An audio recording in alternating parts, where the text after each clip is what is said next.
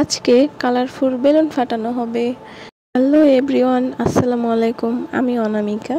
চলুন শুরু করা যাক। আয়াত প্রথমেই ফাটাচ্ছে গ্রিন বেলুন।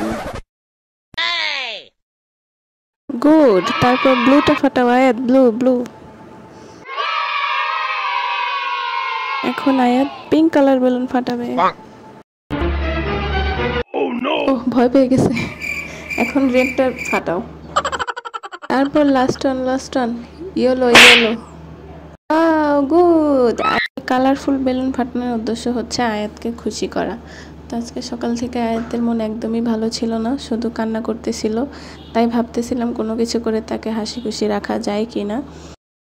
পিছনের ব্যাকগ্রাউন্ডটি কেউ লক্ষ্য করবেন না, কারণ এটা বাড়ির বাইরের সাইড। পানি দিয়ে খেলবে তাই বাহিরে এনে দিয়েছি। পানি দেখে তারা একটু লাফালাফি করতেছিল। পানি দিয়ে খেলতে তাদের মজাই লাগছিল। Thanks for watching.